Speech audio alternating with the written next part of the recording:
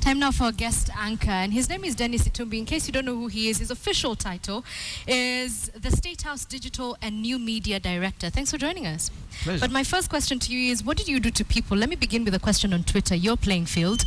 That guy Aaron says, this Friday briefing might sound fishy because your guest, Ole Itumbi, is government's lying pen. Where did that come from? Oh, well. Alan, I'm an easy guy. When do you want to have coffee? No, but I mean, where did this come from? It must have come from somewhere. People think you're the propaganda machine of the Jubilee government. Actually, I expected the first question to be who you are, and that actually fits on it. So when I was coming here, I actually Googled myself, and I realized I'm not only controversial, I'm also, to some, interesting, and most of all, to some, approachable. So I think it's not too bad. I think it started somewhere. Some people just thought that since you couldn't reach Dennis, then he is controversial because I was at one time arrested for Dennis, ICC stuff and hacking. Hold on. You've gone so far. You've brought in a myriad of issues, but you haven't answered the question. Are you the propaganda machine for the Jubilee government, as Twitter seems to claim?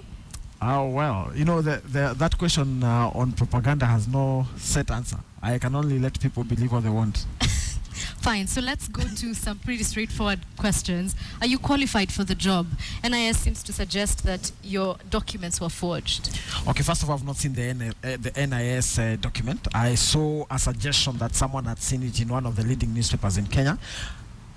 Am I qualified for the job? First of all, I did not apply for a job in State House. I did not. It was a head-hunted job. We have a presidential system now. In every presidential system, even in the United States, the president comes in with his people. So, in terms of the job description, in terms of what I'm supposed to do, what I was shown I'm supposed to do, what I was told I'm supposed to achieve, perfectly qualified. Did I forge papers from the Kenya Institute of Mass Communication? KTN studio alone, KTN newsroom alone is evidence that I went to school. I mean, I went to school with a lot of people in here. And did I really finish school? Doesn't mean that you finished, though. No, I finished with them. To be fair. We finished with them. We sat with them exams. Some of them we collected our certificates together. So, I mean, there is evidence. Okay. So let's deal with the controversial first before we get to the easy stuff. Also. All right, you brought up ICC. People said that you hacked the ICC website and their emails. Is this true?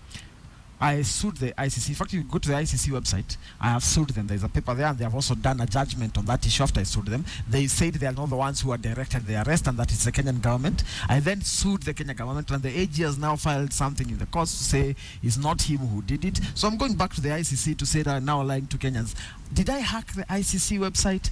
I leave that to history to judge. Your answers are being very vague this evening. You're being very careful. You're like, let everyone judge. You tell us. You're the one with the answers. No, I mean, are you a hacker, though? I mean, it doesn't matter if you hacked the ICC emails, but are you a hacker? Are you able to professionally get into people's private information without their knowledge? Without their knowledge, maybe not. You're so shifty. Okay. And then there's the question of, where did you take fellow blogger Bogonko Bosire? People say that you're the reason why he disappeared. Wow. Let me start that answer from the end. Bogonko Bosire used to live in a hostel in college next to mine, and on his door he had written, the dwellers of the city do not understand the feelings of the village hunter.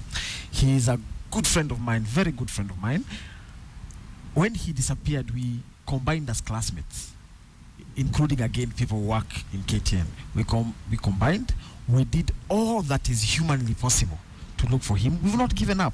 Right now I have contacts of almost all the mortuaries in Kenya because I call once in a while to see whether there are bodies that have come that have not been identified. We have done all that is possible. I mean, all I can say at this moment is that out of our reports to the police, I know last week there was contact, and we were advised to follow up with them, and because they said they had someone who had given them information, and they have since recorded a statement. The search for Bogonko Bosire is on. There is no way a person so prominent as Bogonko, so humorous as Bogonko, can get lost and you keep quiet. So we followed all the institutional processes. We have not given up. But you're not responsible for his disappearance, in short. Of course not. And then, do you tweet on behalf of the president, is what someone was asking. The president is on Twitter. He tweets. I do not tweet on behalf of the president. Okay. But I tweet for institutions that the president governs along on. That's sorted. And then there is, who are you dating? Because there are people who are saying that you and Yvonne Okwara, who works for this station, by the way, are having a very heated affair. Yeah, we have a very serious social media affair with Yvonne Okwara. We tweet each other, we WhatsApp each other. Who knows? Maybe life will give in, and who minds Yvonne Okwara anyway? So, I mean, brilliant stuff. I think that was an invitation for her. I think I actually thought she was going to be here. I came with a box. A wedding ring? Yeah, I wanted to propose on KTN Live, but unfortunately she escaped before I got in. And also taken, unfortunately for you. But we'll be having a discussion. Did you have to do that? Yes, I did. We'll be having a discussion on your life. You have a very interesting past. And for you to then be the director for digital content in State House, I think that's impressive. But first, we have to test your reading skills. So I want you to look at camera 4 actually. Camera 4, and introduce yourself. Tell us who you are. Please feel free to leave out all those controversial statements and then go ahead and read the intro.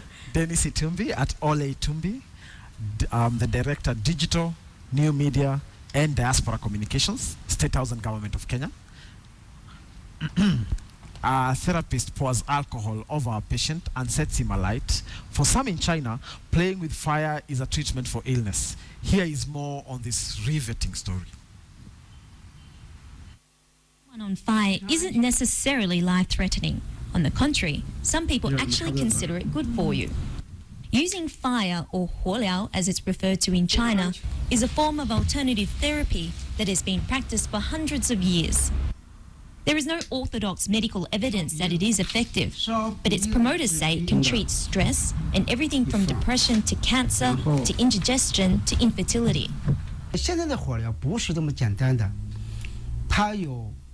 a combination of traditional Chinese medicine, Western medicine, health products, theory, scraping treatment, and reflexology.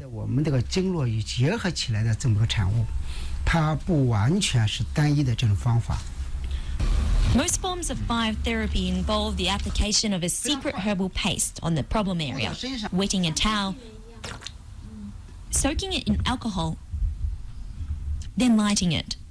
Depending on the ailment, the treatment can last for up to 30 minutes. I don't feel any pain. It just feels warm. China's online community has been bewildered by the practice, cracking jokes like, "Sir, how well would you like your meat cooked?" But many Chinese people cannot afford expensive medical treatment, and state health insurance is limited, pushing them towards cheaper alternatives. Patients at Zhang's Beijing training clinic, where he charges around $48 an hour, swear by it. 在医院治疗的时候，他的那种治法比较强硬。 The hospital treatment that I was getting was more damaging. It included injections and taking pills which my body couldn't handle. It did harm to other parts of my body, creating new problems when the previous ones hadn't been cured. Fire therapy isn't harming my other organs. I believe my condition has turned for the better. 身体来说是一个好转的反应。 Though it should be a simple, painless practice under a trained hand, sometimes it can go horribly wrong. It's common for untrained practitioners to burn their patients, their faces, bodies, and some are even burnt to the point of paralysis. I've seen a lot of these cases online. Still got that stiff neck? Next time, how about making an appointment to set it on fire? One thing's for sure, it will require nerves of steel. We have a lot of feedback already on the questions I've been asking you, and some people saying that you are a hacker, and that you're just like other government officials. Apparently, you play politics.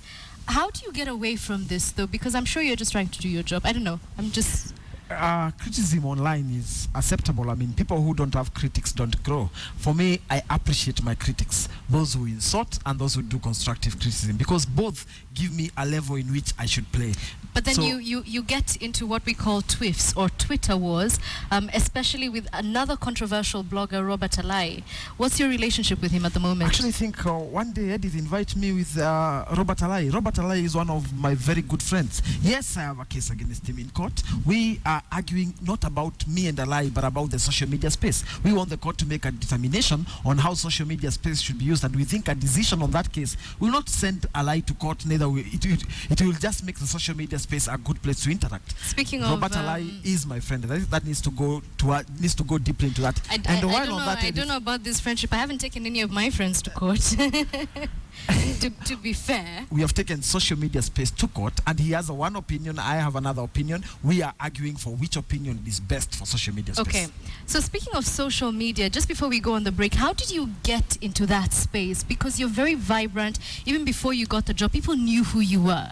How did you take advantage of this new media? Actually, what most people don't know is that I resigned from the Voice of America, where I was the East African correspondent for Voice of America, to start a blog. And when I started that blog, and I had a mentor at that time who helped me construct the blog in the name of Commissioner Kamodho Waiganjo, who really helped me put up that space. Then I got on Twitter and Facebook, and just started building. For me, I got to social media not to talk about what I'm doing, but a conversation. I take social media as a conversation, and I converse as truly as I can. That is why on my personal space... Are you still able to do it right now, though?